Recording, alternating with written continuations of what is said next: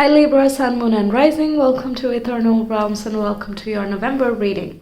So we have a total lunar eclipse in Taurus taking place on the 8th of November. We had a solar eclipse in Scorpio on the 25th of October. I've made zodiac specific readings for all of them so you can check yours out. And this is going to be one where we are letting go of our limitations and we are finding mental clarity and changing things that need to be changed in order to move forward in a productive direction. For you, this is taking place in the 2nd and 8th house. This is your personal money and shared resources. It's also about shadow work and self-worth, things like that. So let's see how exactly this month is looking for you. We have the waning crescent moon with surrender. Okay. So you're letting go of something that's not surprising. We have the South Node as a part of Scorpio, which is a deep, deep release. And because Mercury is playing a part in this eclipse, it is about mental blockages being released here. We have Justice, which is your card. This signifies Libra. So you're definitely taking a bit of a center stage at this time. Mars has already gone retrograde on the 30th of October. And that is in Gemini, a fellow air sign, so it is definitely impacting you. And it's about finding more balance, looking at... Libra is all about taking on board different perspectives, right? You're really good at diplomacy and tact, and you understand other people's viewpoints, and you can include anybody and everybody because you just understand different views, right? So you're doing something like that, but I feel like you're understanding your own viewpoints this time. In this month. Justice can also talk about legal procedures, certifications. Perhaps you need to do something in that regard. Let's say you're going from company type of income to having your own business, then you would have to establish your business as a valid thing in order to make long-lasting money out of it. Something like that. Okay, then we have Five of Swords, and this can indicate some type of frustrations or, again, mental blockages that are coming to light. Five of Swords also talks about some battles are just not worth fighting for. We need to let go of certain things because, well, what's the ultimate conclusion? Everybody loses, everybody is frustrated, something like that. It can be some ego battles as well. This can take place Actually, it can take place in many different areas of life, but I'm not really feeling relationships, even though that would be my go-to. I feel this is just around you. There are some ego battles taking place and you're sort of exhausted. You're a natural peacemaker, so you want to establish peace among everybody around you. But it's kind of annoying obviously it's not a pleasant situation when people around you are having ego battles and you can't figure out how exactly to establish peace or find a middle ground in such a situation. Okay, then we have the 10 of Wands, where you're taking on a lot of responsibilities and you feel a little bit obliged and burdened in some way. It could be your own pressures. This is like mounting stress upon stress upon stress and not letting those things down. Libra can be a kind of, if it makes someone else happy, then you would take on their problems as well. In that regard, you're very sacrificial and compromising, but in that process you end up accumulating other people's baggages as well. That's what I'm feeling here. And you kind of adopt them as your own, and that's such a wholesome, loving type of energy that but in practicality over here, when I say over here, I mean in the earthly realm and not the spiritual realm, we need to kind of have a boundary of how much we can take. How many tasks can we handle? When do we delegate? When do we let some burdens down? When can we share our load with someone else? You definitely have the strength, though, to carry all of that to the finish line, but you might feel very burned out and you would need a long break. Mars in retrograde definitely kind of wobbles around one point and kind of focuses all of its energy on one space. So whatever is taking place, let's say you have some projects you're taking care of, that project seems to draw on for a very long time. If you are a freelancer, for example, you can't seem to make the other person happy, even if you're naturally very talented at that, and that can be a little bit frustrating. And there will come a point where you just have to surrender trying to make someone else happy or trying to meet someone else's criteria, and you're like, well, you know what, this is how I am, and this is the work, take it or leave it. I delivered all the points that you asked me to deliver upon, and there you go, there you have it. I can't take on any more load because I'm maxed out. Ten of Wands is like, max, that's it, I'm not gonna take any more. Okay, but if you can keep, I'm not saying you can load it up even more, but whatever load you do have, you are finishing that cycle, you're almost close to that finish line, but it can feel a little bit heavier as you get to the closer to the end. It's sort of that energy here. Okay, then we have Seven of Cups. This is a totally different energy, right? These are having many choices and many possibilities. You're opening yourself up to many different avenues that you can explore. You're not really sure where things can lead. Seven of Cups can be also building castles in the air sort of vibe, where you're very imaginative and daydreaming and so on. And that can be a very happy break from the everyday humdrum. So you're becoming a bit more creative and imaginative so that you're not overly bothered or fixated by the tangible world or the duties and obligations, and that's a good enough coping mechanism here. Seven of Cups is also evaluating your different options out of these burdens. You might be looking at the different people you have, who can you delegate a certain task to. In that case, you're imagining in your mind of, okay, if I use this type of skill set, then the work that is completed would be so-and-so quality and would be completed in so-and-so time, something of that nature here. Okay, evaluating many options and scenarios. And we have the Strength card. This is related with Leo, and you might be having some Leo placements, but also you might be connected with a Leo. If none of these resonate, Strength basically talks about relying on your own strength. You're being courageous and bold in expressing yourself. You're standing up for yourself, and you're doing so in a very, very gentle manner. You're fierce, but at the same time you're calm. You're compromising and adjusting, but at the same time you're sincere and serious about where you draw the line. Things like that. You're entertaining the ego battles, but at the same time you're not letting that get into your personal space, and that requires a lot of strength in balancing yourself and the words that you say. You are naturally adept at these skills, but Strength is talking about up-leveling that to a whole other degree. Okay, and if you're kind of not used to standing up to people like bosses, for example, or other co-workers who are generally quite difficult and load up a lot of work on your plate, then this can be especially feeling like, all right, I have to gather up a lot of strength in order to face up to the situation. So everyone's on a different spectrum of this description here. So yeah, each card is going to apply in a little bit different way. Okay, what else do we have? Success in transformation. Okay, so you're shifting out of limitations. Transformation connects with Scorpio, where we are letting go of certain thought patterns and limitations where we block our own mind. Okay, so you're doing that. Really nice. Then we have one step ahead is all you need. Yeah, taking initiative, being more proactive, things like that. You're taking that one step. That's all you need. That's literally all you need. Let's say you're stuck in a company that you do not like, and there's a lot of competition over there that's seriously not your cup of tea, and you would rather work in a more harmonious place where everyone is able to understand one another.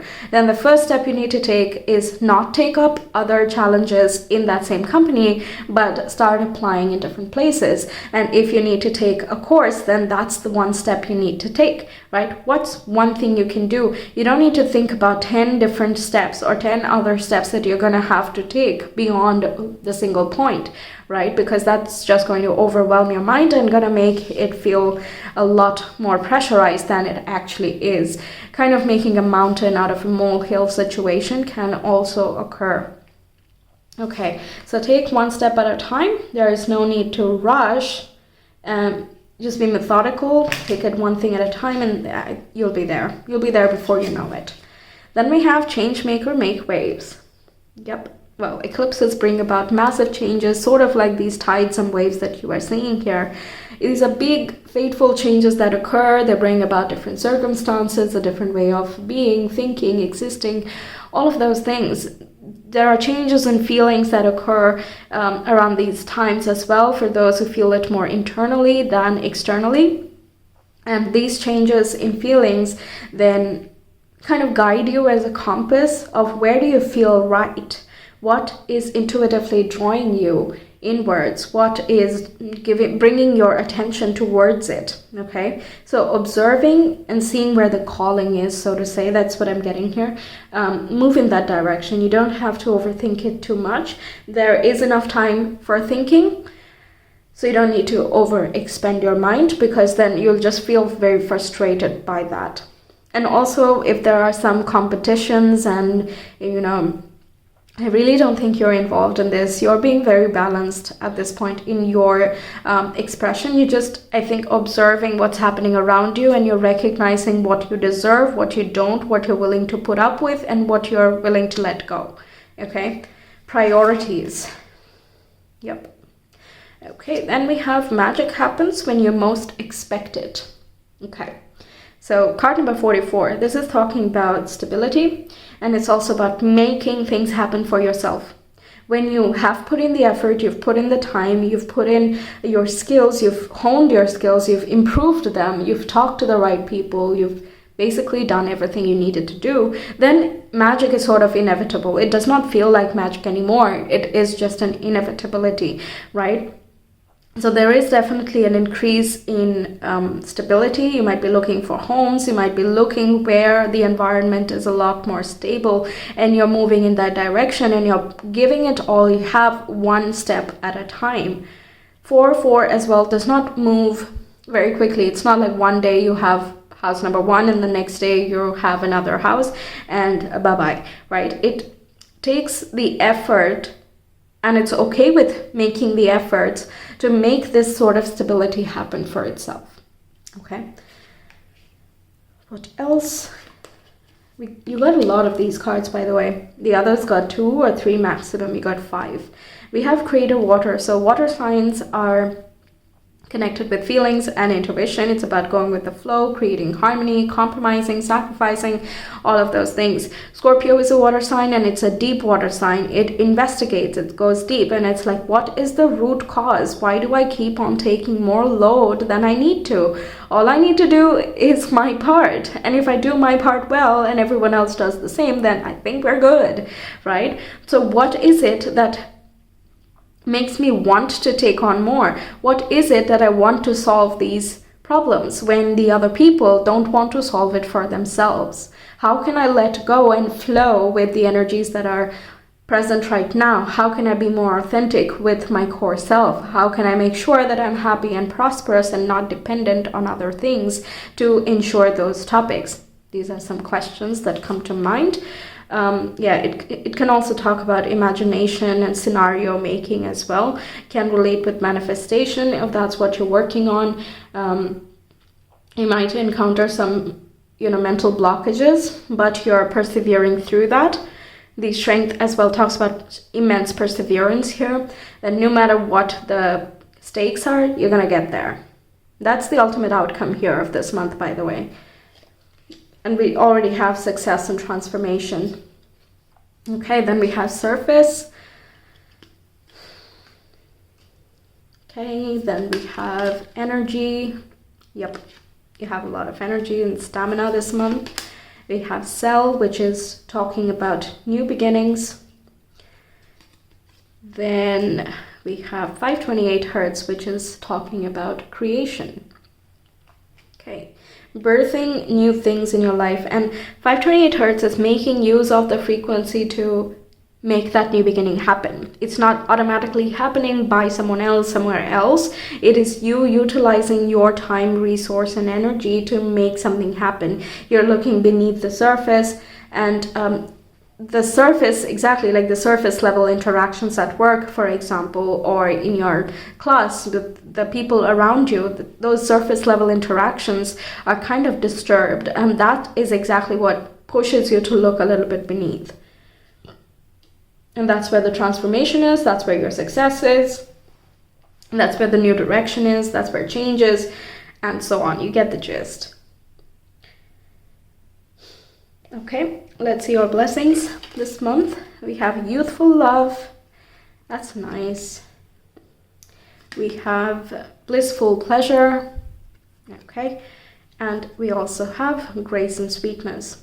Okay, in your blessings we have a lot of nice cards that all talk about happiness and calming. So it goes back to what I was saying. What is your priority here? If other people are bothering you too much, you're like, okay, this is not my cup of tea. I don't want to get wrapped up in this whole drama. I don't want to be part of your ego battle. You can do it in your own time.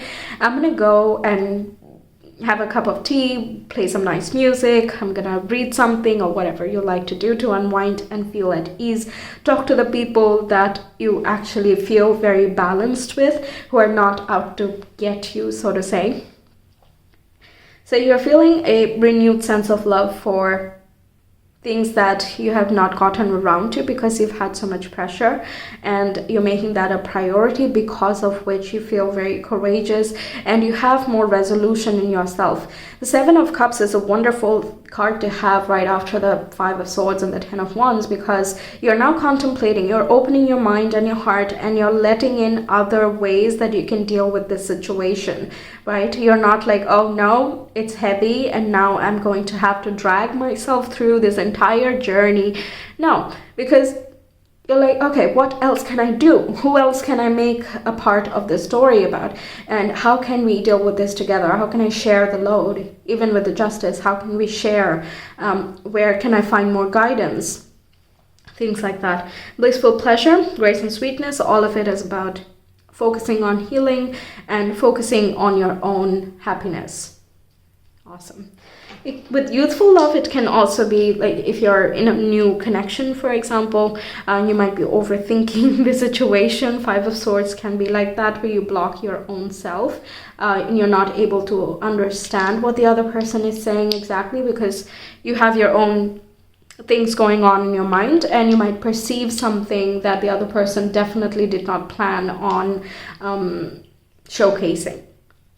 Right, so that can be an issue here, but I don't think it's going to be a big problem. I don't see Three of Swords, there's no death, nothing like that. It just talks about you facing, or you finding that that was about something you had not dealt with, or something that had not ever come to the surface. So how would you have known? And now that it's out, like, all right, so how do we deal with this? Okay, and you're back to passion. Strength is all about passion. Justice is equality and fairness. We're bookending the reading with, two very strong major arcana, both of which bolster you and also bring you a lot of tact. So all in all, this month is teaching you and also transforming you at the same time. Surrender to the process, basically, and it will guide you through it. And like I said, one step ahead. Don't push the problems aside. That does not work ever, and especially not in this month. Okay, if there are problems that crop up, ask the questions you need to from a calm space. It's not a criticism. It's not coming from a place of hate. For sure, it's not coming from a place of hate. Open your mind and see where this other perspective is coming from. The more you keep your mind and heart open, the more likely you are to go through this month with a lot of grace and stability as well. That actually applies for each and every person, but since it's coming up here, I'm going to say it to you guys. Okay, so Libra, Sun, Moon, and Rising, November, please. Yeah, we have Libra, we have 11th house, and we have Uranus. Okay, so 11th house is about hopes, dreams, and aspirations. It talks about friendships and global community as well. And Uranus is about reformation, revolution, rebellion. It's changing things that are necessary. It's a shift in the structure.